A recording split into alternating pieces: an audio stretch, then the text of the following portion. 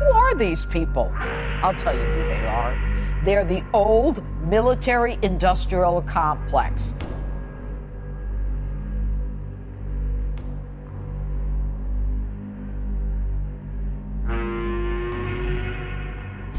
When he became president, they said a nuclear holocaust was inevitable, especially given two generals in the West Wing. They said, you don't poke the eye of the tiger when he called Kim Jong-un Rocket Man and said, my button's bigger than yours. Again, they predicted Armageddon. They said with Trump as president, war with North Korea, Iran, and China was inevitable.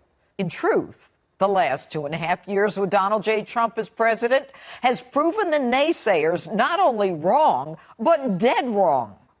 When chemical weapons were being used against children in Syria, the president decided he had to act. There would be strategic and precise missile strikes to destroy the factories where these weapons were made. They howled and said war with Russia and Assad and the other players in war-torn Syria was inevitable. In truth, the president killed no one, no Russians, which was the risk at the time. And he ultimately sent a message to both Russia and the Sunni regime that he was serious about war crimes.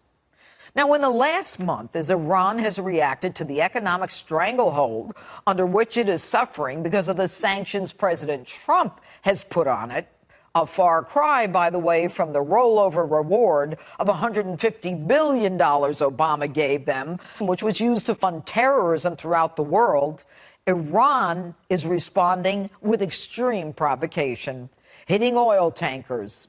Now, none of them owned by the U.S., some by Norway and one by Japan, at the very same time that Prime Minister Abe was in Tehran, no less. Most countries said nothing, because they consider that kind of assault the cost of doing business. When an American drone, however, with a wingspan as wide as a 737, was brought down by an Iranian missile, it seemed that Iran was determined to provoke us.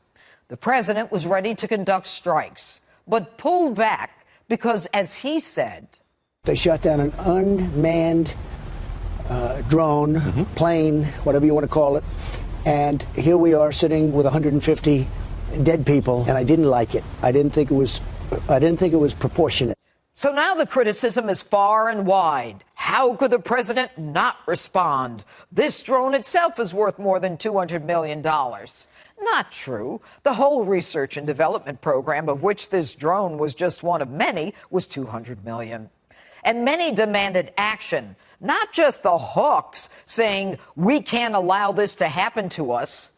But who are these people? I'll tell you who they are. They're the old military-industrial complex, the layer upon layer of bureaucracy, using the old system of weeks and months of assessments and reports before final recommendations and decisions are made. This old system that Donald Trump is slaying is the very system that got us into war in Iraq for over a decade and for almost 2 decades in Vietnam. The people complaining are the ones wedded to the system of more and more money and more bureaucracy. We no longer need to support this wasteful, needless bureaucracy. Donald Trump's decisions are thoughtful, effective, and insightful, especially compared to Obama, who couldn't figure out if he should contain, dismantle, or destroy ISIS, none of which he ever did, by the way. So we took the air out of Iran's attempt to engage us. And after the president gave details about what he had intended to do, specifically taking out 3 sites with B-52s and sizable missiles, but he had the restraint and didn't fire 1 shot. Not like the Obama administration, which apologized to Iran after Iran forced our soldiers to their knees with guns to their heads for the world to see. Now think about this. The truth is, no one is going to join the United States when an unmanned drone is taken down. The man has common sense. He doesn't get caught up in the weeds, and he continues to keep us safe. So we don't go to war with Iran. The Strait of Hormuz is still open. And that, my friends, is a good news Trump story.